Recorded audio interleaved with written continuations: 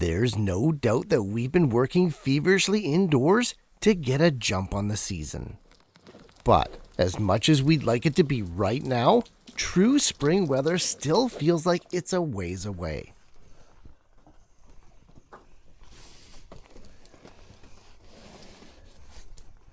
Thankfully, we've been kept busy with no shortage of things to do to get ready for the year. Seed starting, indoor growing, soil building, and even tending to a few hundred developing garlic bulbs. Despite the weather, we haven't missed a beat. Such is the case in the transition from winter to spring. So, in case you missed it, here's volume 24 of the Garden Quickie, episodes 231 to 240. Enjoy.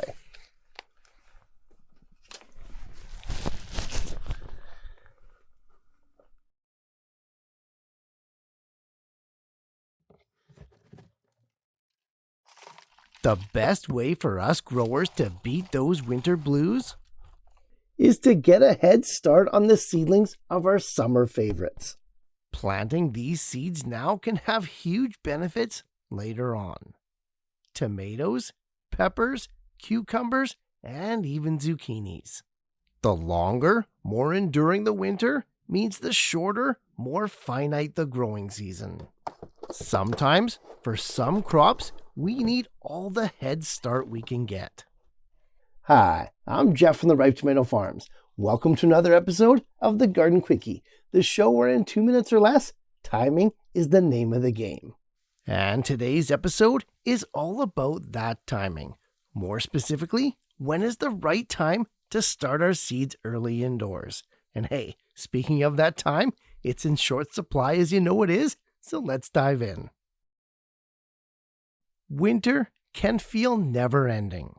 The time as growers our hands are completely tied until our gardens spring back to life. Itching to get a jump on the season, keen gardeners start their seeds early even while the snow is still falling. And with good reason, as there's a long list of benefits to starting your seeds early indoors. The question is, though, when is the right time to do it? Too late, and you run the risk of missing that planting window, negating any of the benefits of starting early anyways. But get them going too soon, and you'll have your seedlings become these overgrown monsters that are almost impossible to deal with come planting time. Therefore, as a general rule, you want to be starting your seeds early indoors about 6 weeks before your last spring frost date. That is, a month and a half prior to the date on the calendar for your area when there's less than a 50% chance of frost happening that night. It's around that date you'll be wanting to transplant your seedlings outside, so 6 weeks before that is perfect time to get your seeds going. Just make sure to leave enough time to check out more episodes of the Garden Quickie.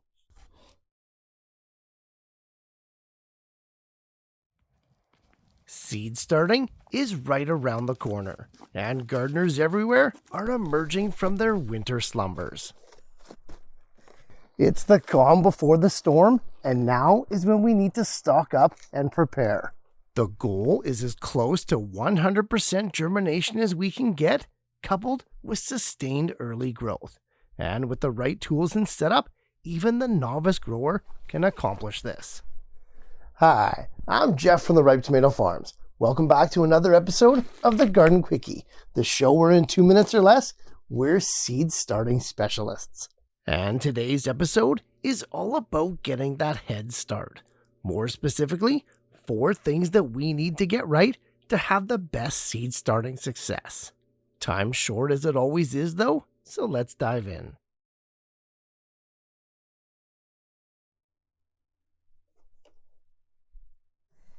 Seed starting, as with all things gardening, always begins with the soil. Amazingly though, seeds don't need soil to germinate, as they'll sprout in just water. This is because seeds, much like the eggs of animals, provides all the nourishment a plant needs for those early days. However, The wrong seed starting mix can smother, choke out, or even rot your seedlings, while the right seed starting mix simply doesn't get in the way. Light, fluffy, airy, well-drained but retains moisture, neutral pH, and free of impediments are all we need here. With seed starting, both the soil and the seeds are flying fast. Containment, or more accurately, the containers, are our next goal. And there seems to be two schools of thought or ways to tackle this. One, if you have the space, simply plant the seeds in larger pots right away. On the flip side, as your garden expands and you start growing more and more crops, well, planting in small pots or even seedling trays and then uppotting partway through is the way to go. The advantage to this is less wasted soil, space, and time, as well as more selection and quality control. If you want to grow 3 tomato plants for the year and you've only planted 3 tomato seeds, well, you better hope that they all germinate and that they're all good specimens. Seeds are cheap, and the ability to plant more than you need is a huge benefit. Once you've picked out your soil, seeds, and pots, the actual planting is super easy. Just refer to your seed packet directions. Now, it's all about the sprouting. Germination is the name of the game here, and for most of our vegetables, it's a function of moisture and heat. 80 to 90 degrees Fahrenheit is the ideal range, and for that, we're going to need supplemental heat. Heat tape, garden coils, or these dedicated germination pads here are the easiest way to accomplish this. After germination, that excessive heat that helped our seeds to sprout becomes the enemy, and the temperature should be dialed back to the mid to low 70s. Now, it becomes all about the light. Low or insufficient light will trigger long, leggy, and generally weak seedlings, so both the length and intensity are key here. LED technology has come so far and become so affordable in the last decade, and I've left a few examples in the description below. However, don't discount the benefits of a nice bright windowsill. Wow. Do check out the links in the description for some of the products I've tested, but also leave time to check out more episodes of the Garden Quickie.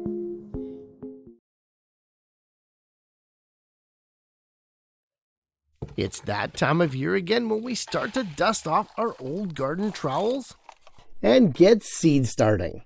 Getting that head start on those big guys of summer like tomatoes, peppers, cucumbers, and even zucchinis has become almost ritualistic habit at this point. But for new growers and for all the crops out there, it can be a lot of information all at once. And with that comes so many questions. Fortunately though, the answers are right at our fingertips. Hi, I'm Jeff from the Ripe Tomato Farms. Welcome back to another episode of the Garden Quickie, the show where in 2 minutes or less, we make seed starting easy. And today's episode is all about it. More specifically, how the information on the back of the seed packet can help us with this planting. Hey, time's short as you know it is, so let's dive in.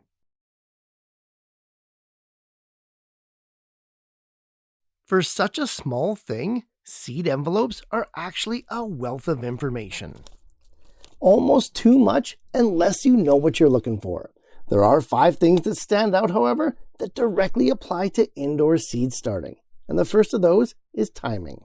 Some, if we're lucky, will directly refer to the indoor seed starting times, and this makes life very easy. Others, though, will only refer to a minimum outside temperature for planting.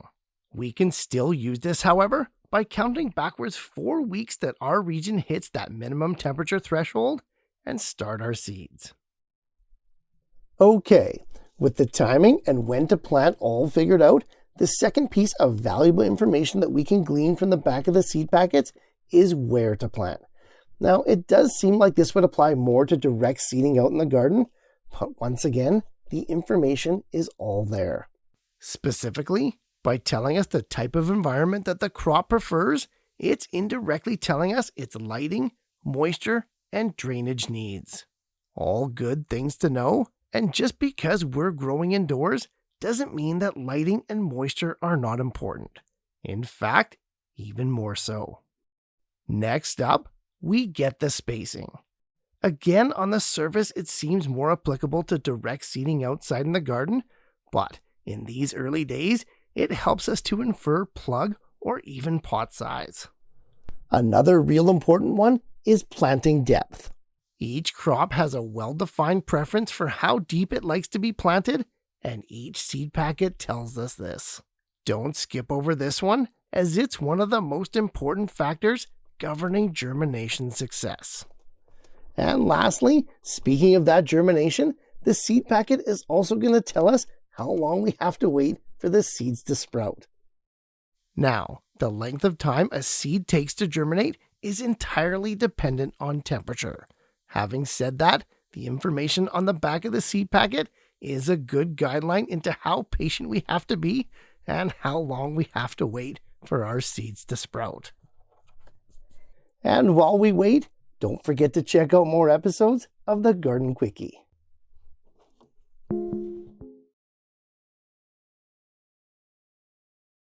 It's seed starting season, and that means two things. One good and one bad. Gardening for the year is officially underway, but once again, our upfront costs are about to take off. Or are they? Specialty soils no doubt can have crazy markups, with some of them being downright gimmicky. Seeding soils, however, are a different animal. So, to start off the season right, let's make the best seeding soil that money can't buy for a fraction of the cost. There's only 3 ingredients, and trust me, it's super easy. Which brings us to the topic of today's episode, seeding soil.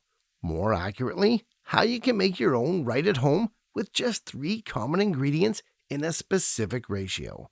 Time's short as you know it is though, so let's dive in. The funny thing is, seeds don't even need soil to sprout.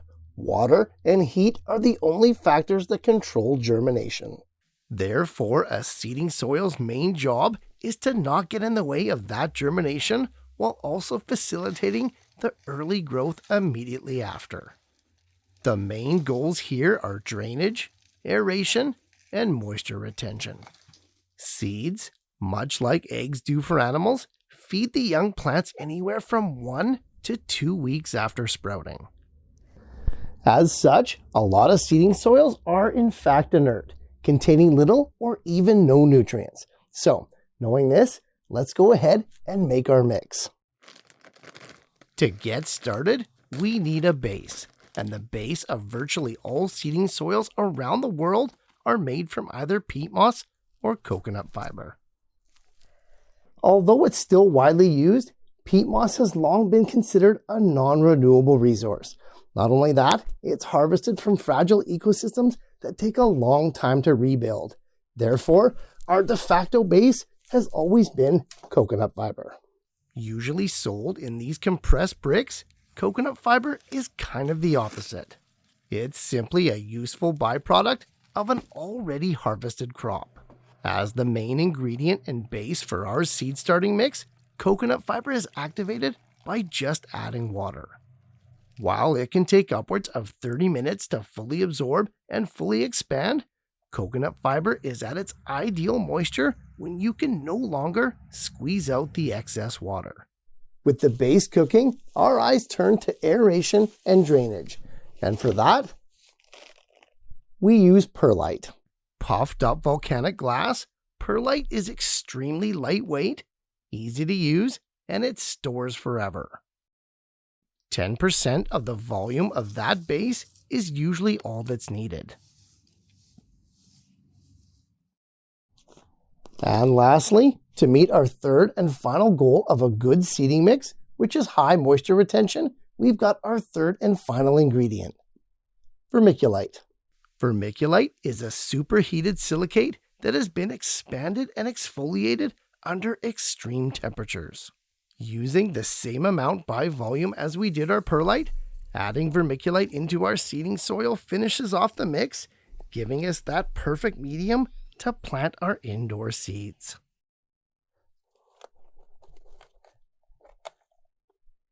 All that's left is to sow and grow our favorite crops, and of course check out more episodes of the Garden Quickie. Slender, sleek, and slim. That doesn't sound too bad. Unless, of course, we're talking about leggy seedlings. Stretching and reaching for light that just isn't there, possibly in conditions that are too warm, seedlings that grow too tall too quick are one of the biggest mistakes you can make when starting your seeds early indoors. Hi, I'm Jeff from the Ripe Tomato Farms. Welcome back to another episode of the Garden Quickie, the show where in 2 minutes or less, we keep it short and sweet. And today's episode is all about those leggy seedlings. More specifically, why are they so bad and why do we try to avoid them every spring? Unlike the seedlings though, time is short as it always is, so let's dive in.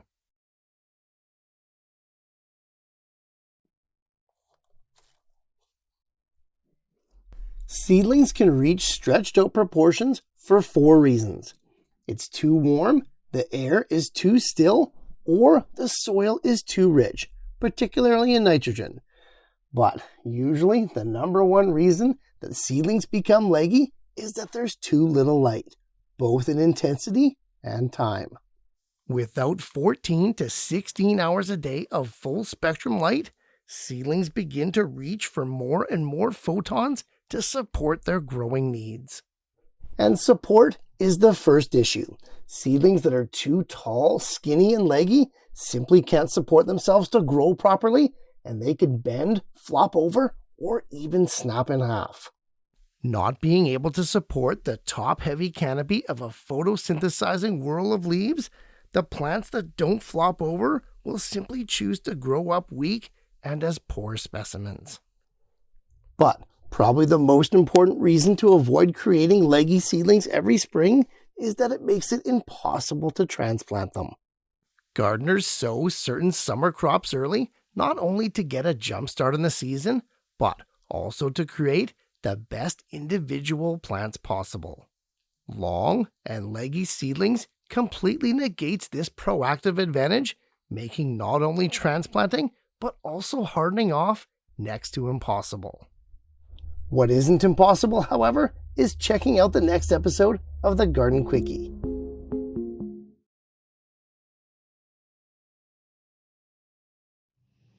There's many different types and grades of gardening soils, each designed to do and excel at different things. One such specialty soil that we buy at the beginning of each year is seed starting soil. A relatively inert, super light, fluffy mix designed to facilitate germination and early seedling growth exclusively, seeding soil has little use outside of starting your seeds early indoors. That is, until now. Hi, I'm Jeff from the Ripe Tomato Farms. Welcome back to another episode of the Garden Quickie, the show where in 2 minutes or less, we let nothing go to waste. And today's episode is all about that seeding soil. More specifically, how can we modify it to act as an effective potting mix just by adding one ingredient? Time's short as you know it is though, so let's dive in. Other than the light from above and the air around them, plants get all of they need from the soil below. Moisture, nutrients, oxygen for the roots, and stability to orient themselves. Soils do all 4 of these things, some better than others. Seeding soils are no different than other soils, other than being relatively finer and mostly inert. Seeds, and even young seedlings, don't rely on external nutrients in the soil, and being finer helps to eliminate deadly dry air pockets that can be absolutely lethal to young roots. Very quickly, however, our plants reach a stage where those qualities in a soil are no longer beneficial. Fortunately for us, though, we can add just one ingredient to our existing seeding soil and make a fantastic potting mix. Our plants will still be able to enjoy all the good things such as drainage, moisture retention, as well as aeration, but our crops absolutely need nutrients now, and they will enjoy a somewhat higher porosity. Coconut fiber and or peat moss form the base of nearly every seeding soil out there. The only problem is they lack what's called cation exchange capacity, which basically means they don't have the negatively charged surfaces to grab and hold on to positively charged ions, also known as nutrients. So, even with regular feeding, unless your plants are literally standing or submerged in the fertilizer, seeding soils aren't going to hold on to nutrients for any length of time. Enter our secret ingredient, compost. Mixing compost at a 50-50 ratio to your existing seeding soil is going to turn it into a potting soil powerhouse. Too heavy? Simply add in 5% perlite by volume and you're good to go for pretty much any container crop. It's a super easy modification that can save money and resources during the busiest time on the gardening calendar. Just make sure that after, you check out some more episodes of the Garden Quickie.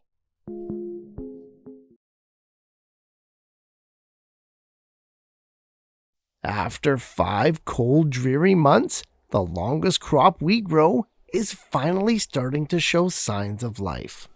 We're talking garlic. If temperatures are above freezing where you live, quite likely your hardneck garlic has finally sprouted.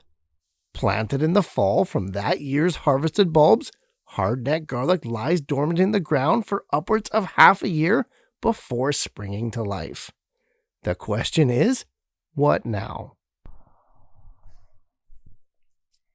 Hi, I'm Jeff from the Ripe Tomato Farms. Welcome to another episode of the Garden Quickie, the show where in 2 minutes or less, we've got garlic down to a science.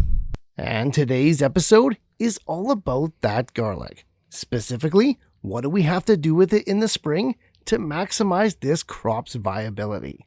Hey, time's short as you know it is though, so let's dive in.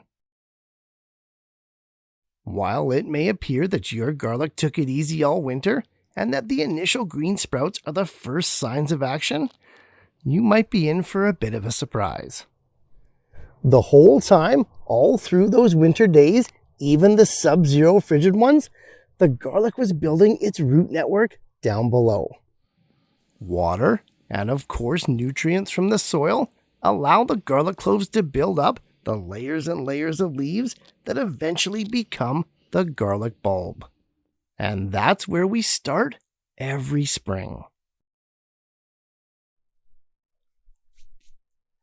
In my climate, the late winter thaw and early spring sprout is a pretty wet affair. I worry much more about drainage than I do about available moisture, even with my container garlic. Right now, it's much more about the nutrients than it is water.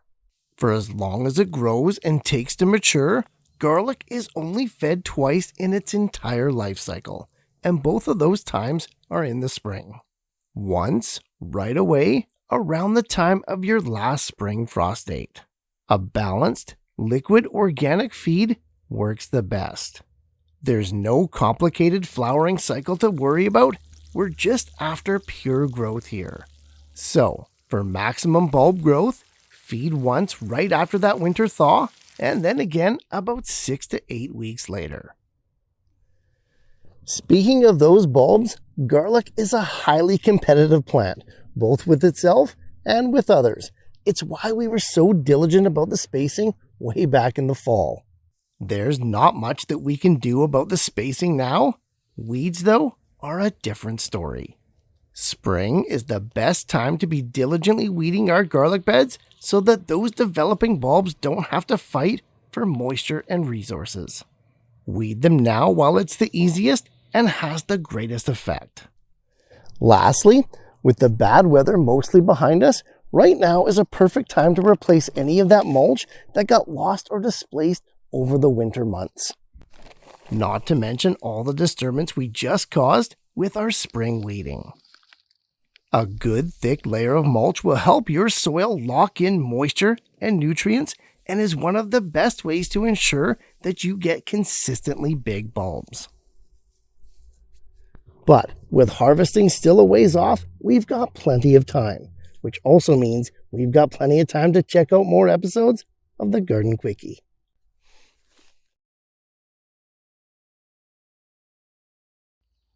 The buds are bursting, the birds are chirping, the green onions and the garlic are finally up. Surely it must be time to plant. The answer is it can be, sure, but not for those reasons. Our indoor head-started seedlings have never looked better, and we're itching to plant them outside. One wrong move, though, could be disastrous for all the work that we've done so far. Hi, I'm Jeff from the Ripe Tomato Farms. Welcome back to another episode of the Garden Quickie, the show where in 2 minutes or less, your seedlings are our priority. And today's episode is all about those seedlings. Specifically, how do we know when it's the right time to plant them out in the garden? Hey, speaking of that time, it's in short supply as you know it is, so let's dive in. For us temperate growers, we start the summer favorites like tomatoes, peppers, cucumbers, and even zucchinis early indoors to get a jump on the season. The head start is great, yes, but even better is having the ability to extend that growing window to actually obtain a harvest. We do this about 4 weeks prior to the last spring frost date for our area, as the timing is critical for all of this to work. The plants look great and we've done everything right so far. However, it's not the plants that dictate when it's the right time to transplant outside. Yes, our young upstarts are going to need a decent root system as well as a slew of true leaves to withstand the move. But planting them outside this spring has more to do with temperature trajectory and to a lesser degree the current weather than it has to do with the plants themselves. If you started your seeds more than 4 weeks ago, then quite likely the plants are ready to go outside. But, like we just mentioned, the plants are not the problem. With frost dates still coming and going for zones 3 to 9, summer start should not be planted outside before the minimum temperatures, basically the nighttime lows, stay consistently above 50 degrees Fahrenheit.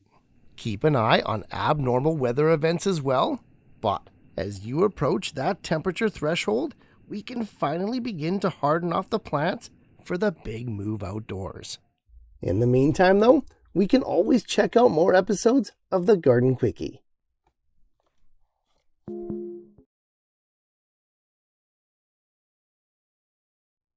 A nursery tray of healthy young plants started early to get a jump on the season is a thing of beauty. We love our head-started seedlings because they give us every advantage necessary to begin the gardening year. The seedlings grow fast under the stable environment inside, which we love to see, but with hardening still a ways away, this can create some problems. Hi, I'm Jeff from the Ripe Tomato Farms. Welcome to another episode of the Garden Quickie, the show where in 2 minutes or less, we go looking for problems to solve. And today's episode is all about our beloved seedlings. More specifically, 3 reasons that we repot them before the transition to outside life. Time's short though, so let's dive in.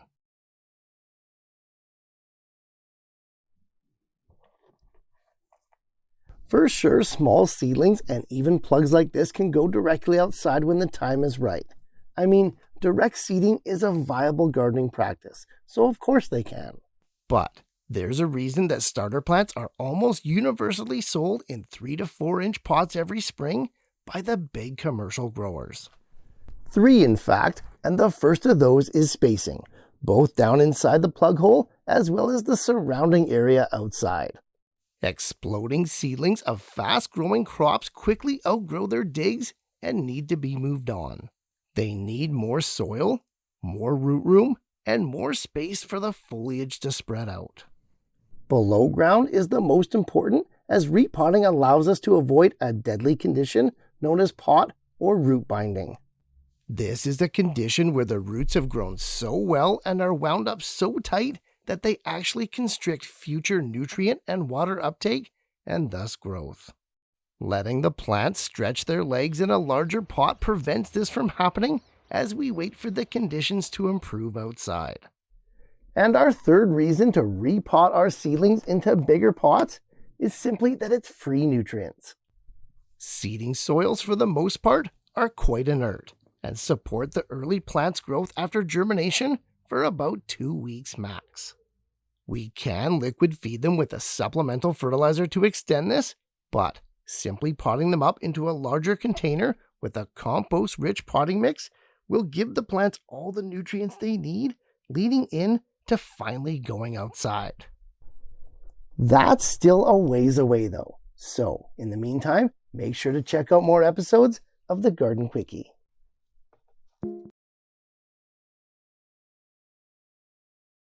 The success of all our plants and whether or not we get a decent harvest from them all boils down to a good start. And this is most evident with our onion seedlings. For sure, healthy growth and a good root system is the goal, as it is with all young plants. But with bulb onion starts, something else seems to be at play. Hi, I'm Jeff from the Ripe Tomato Farms. Welcome back to another episode of the Garden Quickie, the show where in 2 minutes or less, we'll get your onions started off right. And today's episode is all about those onion starts. More specifically, how can we ensure that we get a decent bulb harvest from them later on this summer? Time's short as you know it is though, so let's dive in. Bulb onions can actually be started in 3 different ways. They can be direct seeded in the spring, we can plant them from sets created the previous fall, or we can grow them from starters that were germinated from seeds planted early in the spring. Today, our focus is going to be on those seedlings. Much like peppers and these tomatoes here, onions are sown early indoors during the winter and then given ideal conditions to sprout and grow. Now, these guys are planted about 4 weeks before your last spring frost date, onions about 12. Good soil, even constant moisture, stable temperatures, nutrients if need be, and of course lots of light. That last one though, light, is the key to our onion success. While creating healthy plants at the right time in the right conditions is a given, light, or rather the length of light given, is what onions need for proper development. You see, the length of light on any given day, known as the photo period, is what triggers the onions to begin the quest to start bulbing up, and the timing of this is absolutely critical. To break it down, there are 3 types of onion bulbs, each classified by the length of light they need each day to accomplish this. Long day onions that need 14 to 16 hours a day of light, short day types that only need about 10 to 12, and then intermediates that are somewhere in between. Give this length of day too early in the cycle, and the young onions are going to bulb up too early, resulting in a stunted crop. Too late though, and there won't be enough time in the season for the bulb to properly form. The key is to keep each onion type well under the number of hours of light it needs in a day to bulb up until it's time to plant them outside. The natural daylight cycle for your area then takes over, and light no longer becomes a responsibility for you. Which is great, because that's going to free up more time for you to check out the next episode of the Garden Quickie. Thanks for watching, guys. And hey, if Garden Quickies are your thing, make sure to subscribe and click on this playlist here as we explore and solve more growing issues in 2 minutes or less.